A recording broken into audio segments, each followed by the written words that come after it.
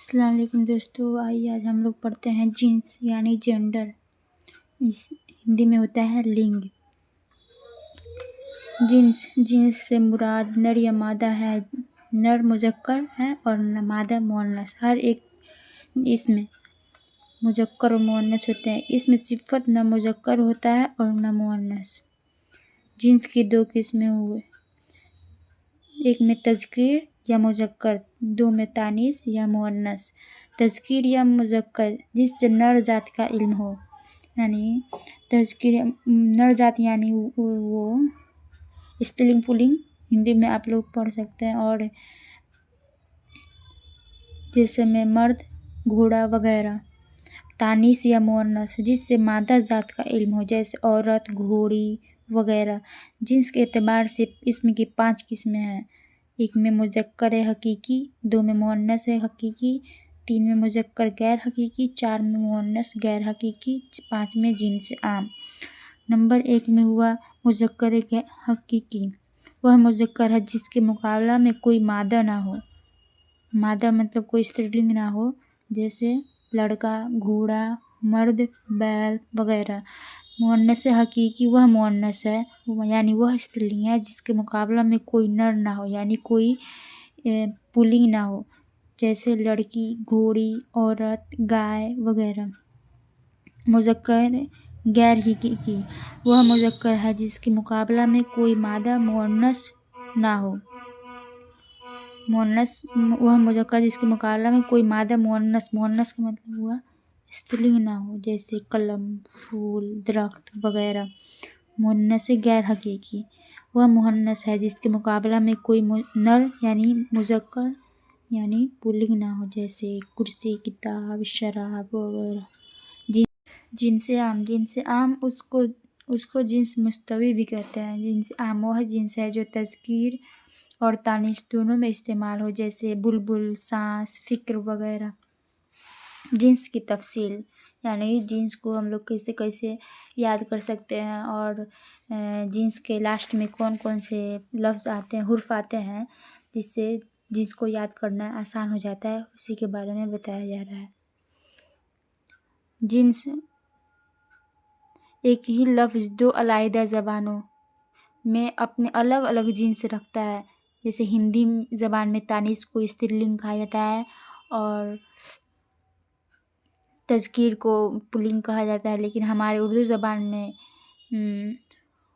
زبان میں الفاظ، یہاں پہ تھوڑا کٹ گیا ہے، اس کو چھوڑ دیتے ہیں. الفاظ کی جنس کو پہچاننے کے چند قاعدے ہیں، لیکن یاد رکھنا چاہیے کہ الفاظ کو ان کے قواعد کے سہارے پہچاننا، لکھنا اور درست بولنا دشوار ہے، لیکن ان کو کثرت استعمال اور مطالعہ سے درست کیا جاتا ہے.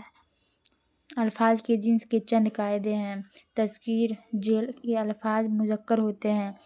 الف جن الفاظ کے آخر میں دان، بان، مان، بند، آب، تاب، واں، سار، زار، ستا وغیرہ ہو وہ مذکر ہوتے ہیں، جیسے قلمدان، خاصدان، بابدان، صائباں، ساتواں، آٹھواں، آسمان، آرمان، گلزار، کوہسار، بازار وغیرہ.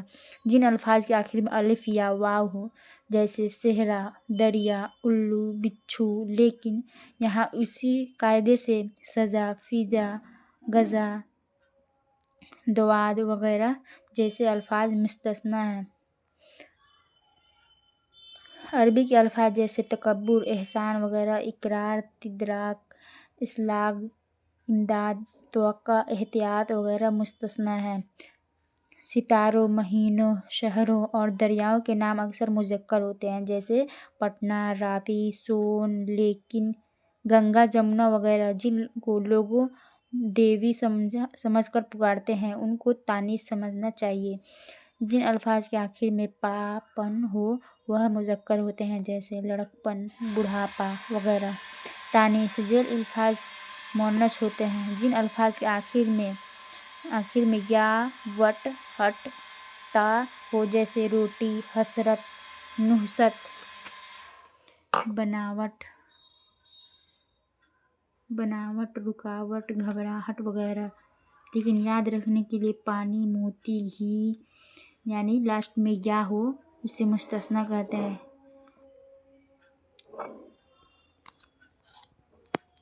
جن الفاظ کے آخر میں سین یا نون حاصل مصدر کے لیے ہو یا بڑی شین ہو، جیسے الجھن، دھڑکن، رہائش، مٹھاس، کھٹاس وغیرہ۔ جن الفاظ کے آخر میں کار یا کاف ہو، جیسے بیٹھک، ڈھولک، سرکار وغیرہ۔ عربی کے الفاظ تسلیم، تحصیل، مقراظ، میزان وغیرہ۔ اوزاروں اور کتابوں کے نام جیسے